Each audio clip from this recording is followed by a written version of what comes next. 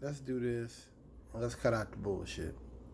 So HBO, there's been a major response from the George Floyd murder as well as from the protests. HBO has removed Gone with the Wind. And there's a conservative guy on YouTube, probably one of the only conservatives I listen to, Stuart Hammer, some Nazi shit. I'm saying that name is probably some Nazi shit. I don't know if I've never seen any Nazi stuff with him, but he's a Trump supporter. And he's got a half a brain. He puts it together. And he's talking about how corporations are they're getting in there and they're going to try to cash out on the woke culture stuff. Okay, let's get to it. Why is it conservatives do that anytime corporations do anything left? Just asking. Like, conservatives don't come out and talk about the Koch brothers. They don't do that.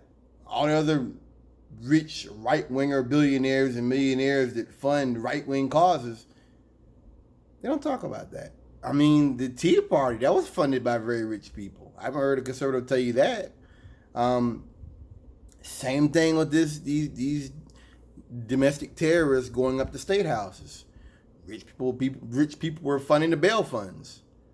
For some reason, right-wingers don't talk about that. That's okay. Let's understand something. We don't have anything, the left, but black people in particular. Black people don't have any power in this country. But Byron Allen, the BET guy, Ben Carson, that black physicist was named Gates. There's another guy, he's a black physicist, I believe. He does stuff about space and all that. There, I ran through it for you. Unless you want to talk about Michael Jordan and all the rich people, black entertainers. I'm not talking about black entertainers. I'm not talking about people that make their money singing and dancing and bouncing the ball. Okay, well, that's a different discussion.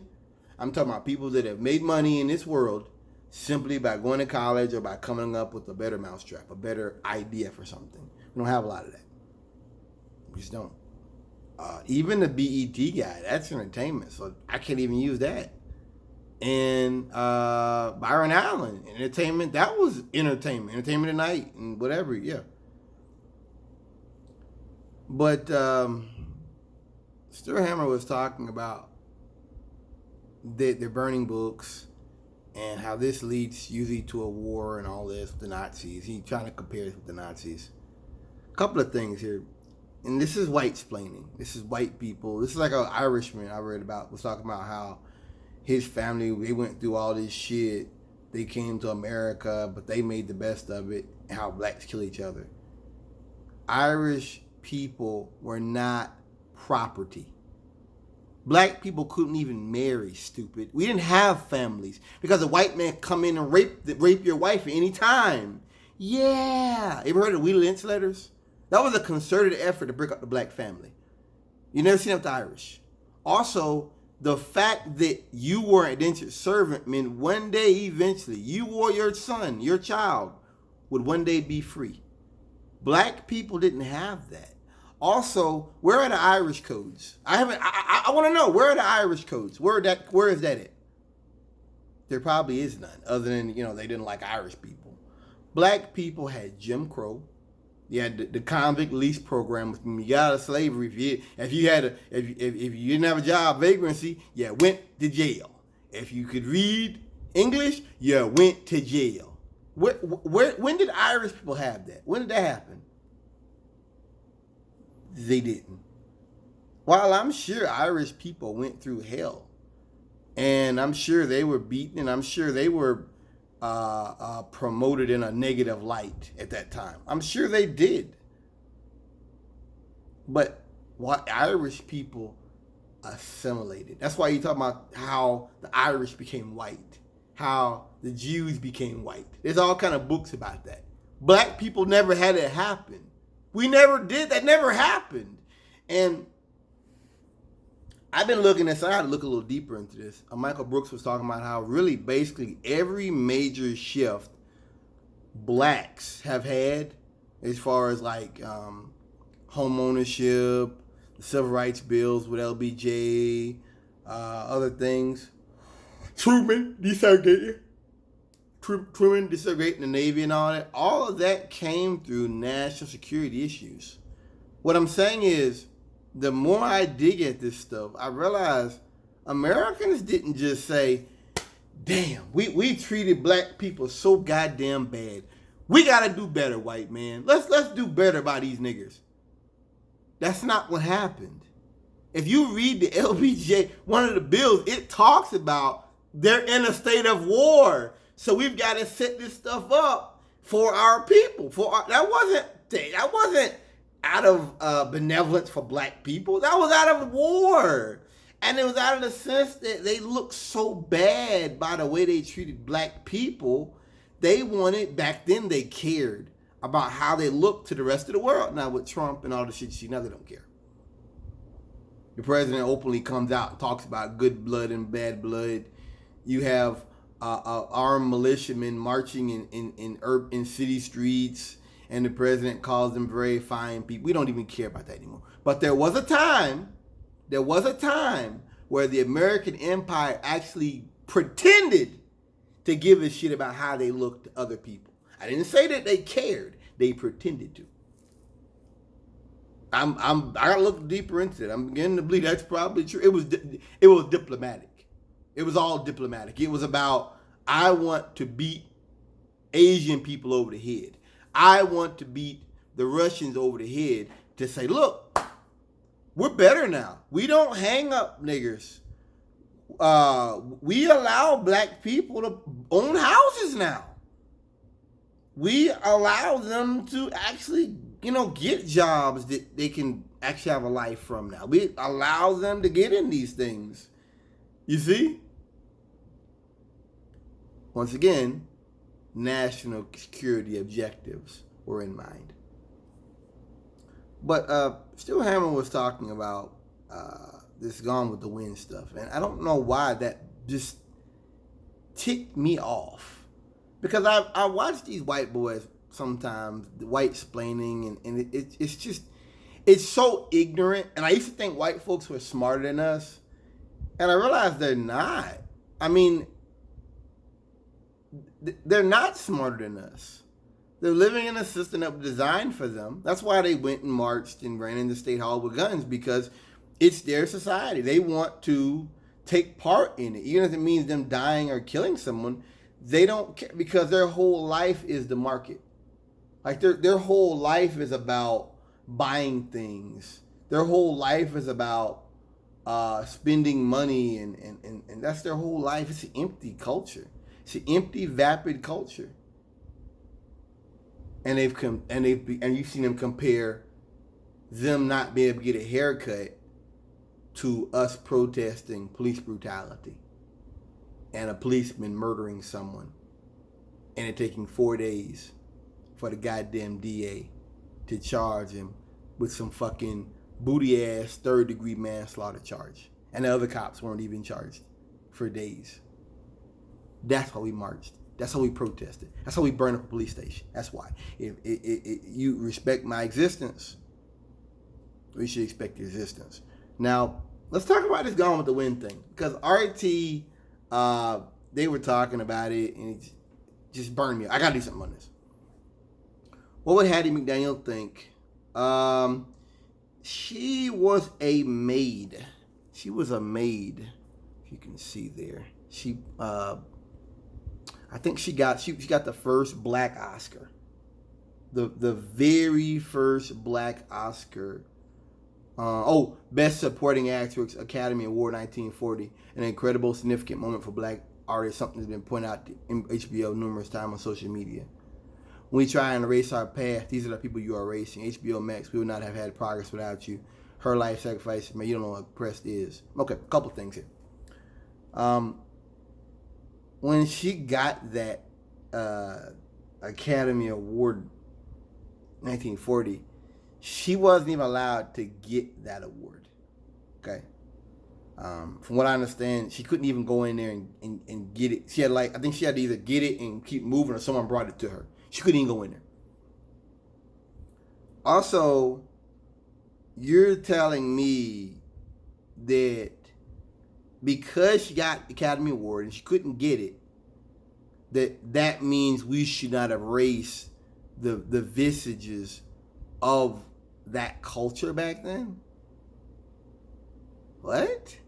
This is white splaining. This is white supremacist rhetoric here.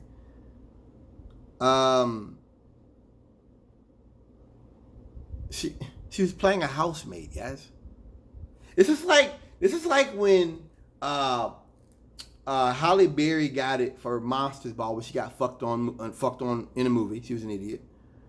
You had, what's the woman that was the Parkers? What's her name? She played it. She got hers in a Precious, I think, because she played the abusive mother of Precious, a girl that was raped by her boyfriend, and then she ended up beating Precious, saying that you're stealing my boyfriend from me. This is what she won an Academy Award for. Denzel Washington, he won it for playing a dirty, crooked cop that was also, converting with drug dealer. He ended up getting murdered. He ended up getting killed in the end. So he won his Academy. He didn't get it for glory. He didn't get it for black slaves that fought the Confederacy. No, but we'll give it to you if you play a dirty cop. I mean, they smoked dope in that movie, all manner of drugs, all just a potty mouth, just dirty. He even tried to get his partner killed. You'll give me an Academy Award for that. You'll give me an Academy Award if I defile myself, if I allow myself to be humiliated. I'm surprised. What's the dude's name in Holiday Heart? What's the dude's name? Ving Rhames. Yeah, I'm surprised he didn't get it. He played a drag queen. Starts off, his boyfriend was murdered. I'm surprised he didn't get it for Pulp Fiction. He got fucked in the ass. I'm surprised he didn't get it for that. So, if you're telling me as a black man, I need to sit here and feel bad because Hattie McDaniels, her memory is going to be somehow besmirched or forgotten because she's the first black to get an Academy Award that she couldn't even pick it up herself for being a housemaid, for being a second-class citizen, then you can go somewhere else with that. I respect her. I respect the fact that she went before for us. But that's not going to work, guys. I guess as a black man, I don't look at the world around me and say my biggest success is to be accepted by white people. I don't. I don't live my life. Maybe some blacks do. I don't live my life that way where I'm thinking about white people need to accept me, even if it means me humiliating myself. Like, no. And I don't think she would have felt that way either. I mean, like I said, I understand this is a white man talking to me about slavery.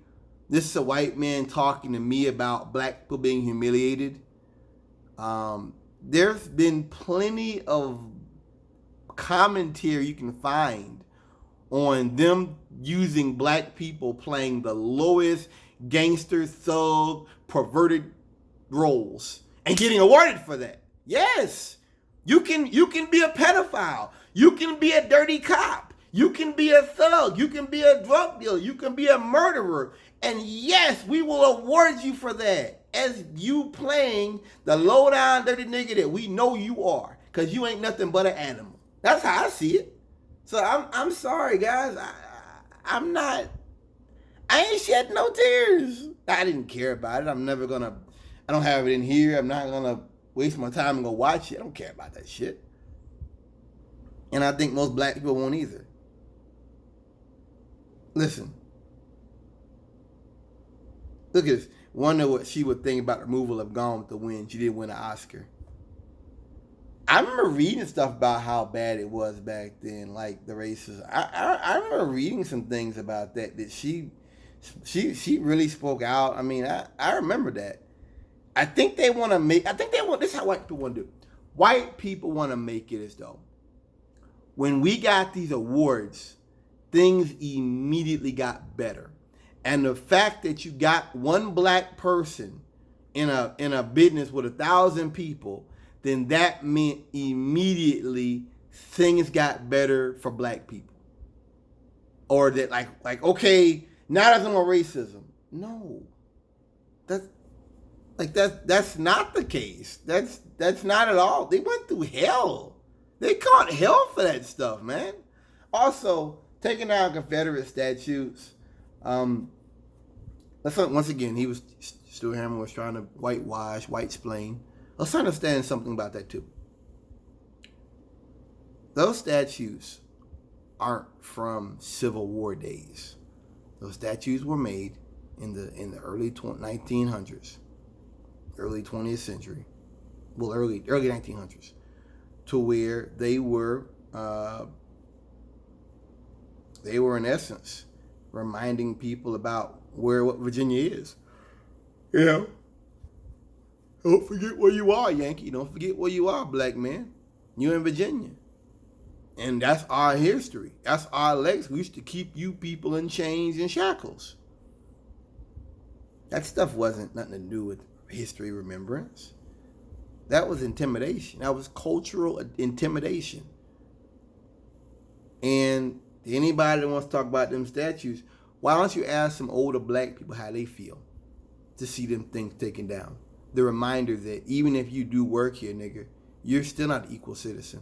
You know why? Because we keep and we hold in our minds and in the fabric of our society, we keep the very people who wish to keep you enslaved. Taking down those statues is not about forgetting history. Taking down those statues is not about taking down Gone with the Wind is not about taking the Academy Award away from Hattie B. Daniels. It's about correcting wrongs, ancestral wrongs, cultural wrongs that have gone on for hundreds of years. And it's about I said this before. Whose country is this? Is America really a democracy for all? Or you have a chance to succeed? Or is it a country of neoconservatives and fascists who run down the street with tiki torches screaming, "Jews will not take our jobs"? Whose country is this? And where are we heading? Where are you heading here? Where are you going? Us taking down those statues is, once again, a mark. Once again, an indelible sign, an indelible mark that we're not going to put up with this bullshit. And you're not going to abuse us anymore. We're not going to take this anymore. To me, people like Stuart Hammer, they are the real revisionists.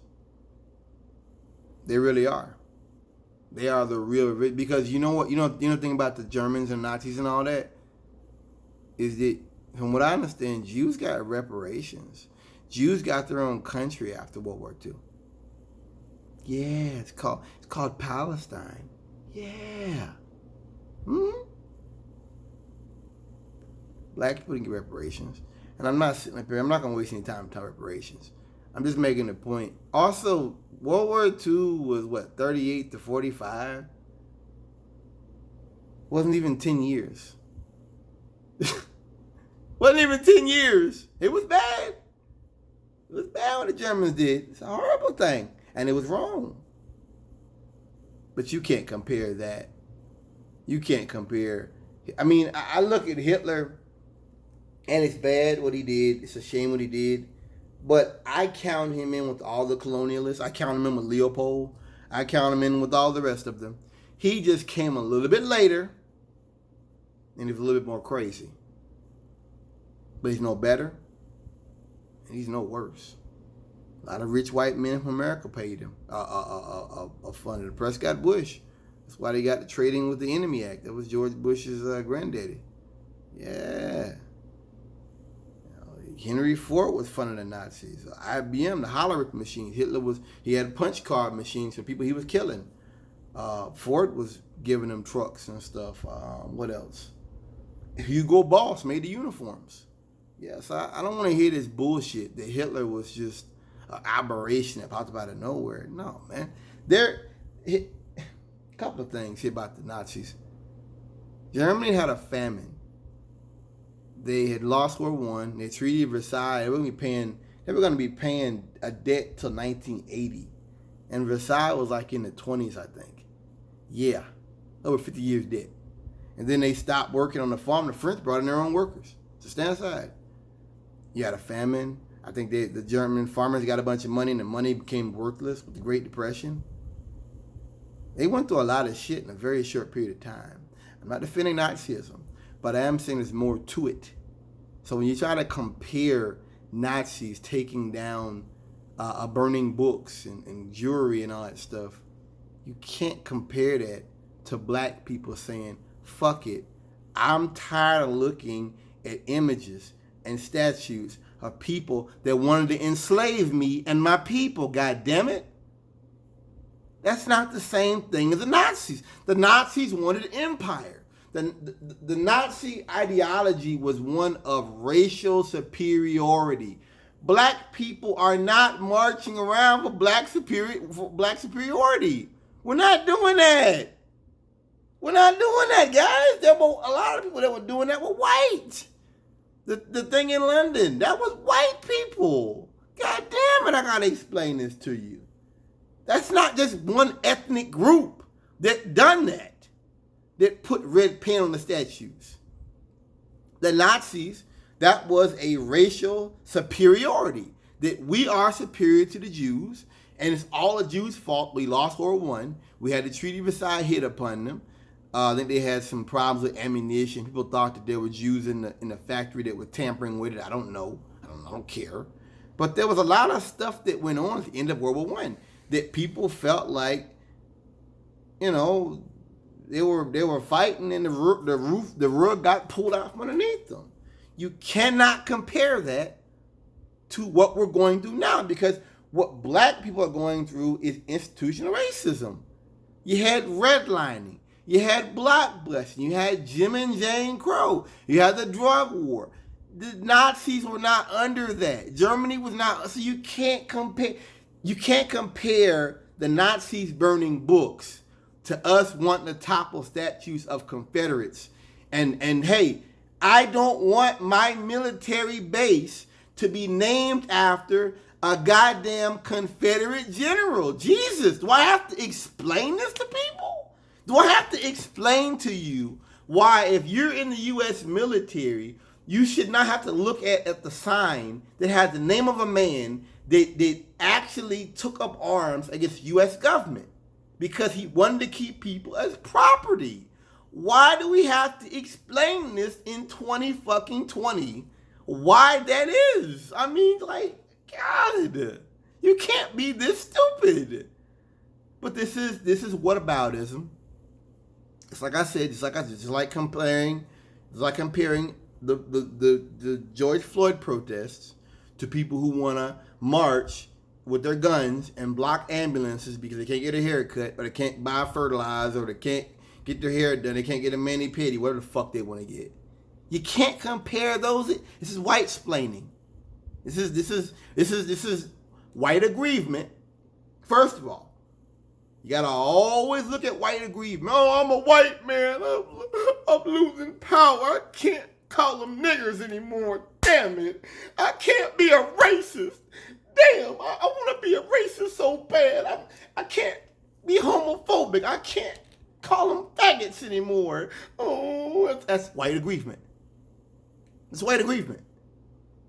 And when people like that guy talk, it's based upon that idea of white aggrievement. That's it. There's nothing to that. White supremacy is a lens. It's like my glasses. Everybody can't look through everybody can't see through my glasses. That don't work for me. Not for them. Some people will pick them up and say, hey, works for me. I guess it bothers me and it angers me and it frustrates me that you have white people that are so out of touch with reality. Like I told you, Cedar Post, the cop was on there talking about there's a hotel that closed up They let everybody at the hotel because they want to clean the hotel. It's a corporate order. Everybody to leave, and black people living in a hotel, they can't afford to get, rent. They can't afford to get, into a apartment. And sheriff came by to talk to everybody, give them the options, and fucking cops were talking about like it's their manager because blacks couldn't pay their rent. I mean, guys, there's a pandemic. 40 something million of people out of work at that time. Jesus, how unsensitive can you be? Out of work, and it wasn't they're not paying their rent. They could have paid double. Baby, you gotta leave. They tell you you gotta leave. You ain't got no lease. You got no rights. You got no rights to stay in the hotel. And here they are, probably between paychecks. Got kids, got everything they got in the hotel or in their car. Boom. Gotta get out of here by tomorrow. By Monday. I don't think they got a 24-hour warning, actually. Very tragic. But this is what I'm talking. I mean, it bothers me that you have white people. Listen, if you want to be a white supremacist, you want to be a racist, you don't like black people, then be a racist. But if you want to walk around here and have ideas that are profoundly false about issues in relation to blacks and minorities who are going to become the majority very soon, then you're a race soldier. But I guess like to be a cop or to be in the military or whatever. I used to read a show. I used to watch a show called Carrier. When I was a kid, I wanted to be in the military. I love all that fighter jets and shoot 'em up, Marine stuff. I love that stuff. And these guys, after 9/11, they were going overseas they put the ship out there on the coast for like wounded people, and the planes can stage all that stuff. And people were talking, pretty much all the people that were like airmen, sailors, all that, they understood that they were going to war for oil. And they understood, like, they did not want to go to North Korea because Bush was talking shit about Korea. They didn't want to do any of that. They were really nervous. The people who were the officers, you had some really smart, them pilots, you had some really smart guys. I mean, like, you had people that could do multiple languages, master's degrees, bachelor's. I mean, you had some really smart people on that show. And it always got me whenever it came time to talk to the pilots or whatever about what do you think about the politics and what's going on. They were always kind of vague.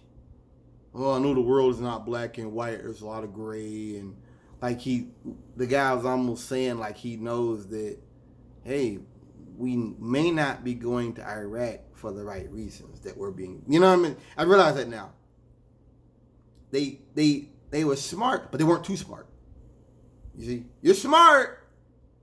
You may be able to speak 4 languages. I don't give a deep sport. Speak 4 languages and Latin and Farsi, all that shit. But you're not too smart. That's something you saw with the Nazis. The Nazis that would learn about Jewish culture and all. It didn't mean they cared anything about the Jews. It was just that in order to be a better killer, to be better at killing, to be better at regime change, to be better, to me, going to college was about becoming a more well-rounded person.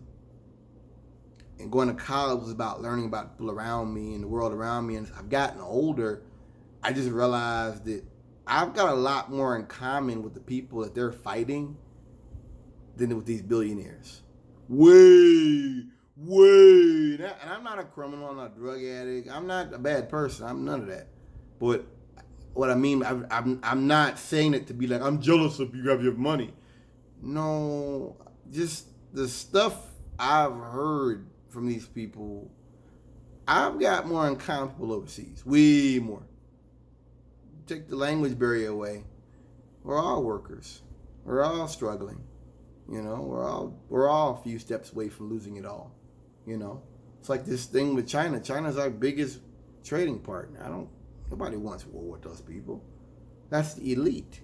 That's the billionaires. That's Trump that wants to always be on this division and contention. No, I don't want that shit. Defund the military. Shit. You want the police, defund the military. Yeah. But America spends more on military funding than like 4 or 5 of the top NATO allies put together. Maybe more now. I mean, Jesus. Got what, 800 bases all through the world, or 300 bases all throughout the world? Who's the empire? I just, like I said, watching that show Carrie, I just realized that white people, the Chip guy, they can be smart. They can be slick. They can be intelligent. They're never too smart. They're never, that smartness is not empathy. That smartness is like Hannibal Lecter. It's a cold, calculating, sociopathic, narcissistic complex. And it allows them to kill better. It allows them to better destroy their enemy. It allows them to better engage in what we would call abuses. Instead of, like, for me, going to college, I'm honestly, I never finished my degree. I'm probably going to start studying communication again. I like that. I feel like it made me better. Communication made me a better man. Made me a much better man than I was before. It helped me to see the world differently. I think that's what I was teaching in high school, middle school, communications, and anyway. Peace.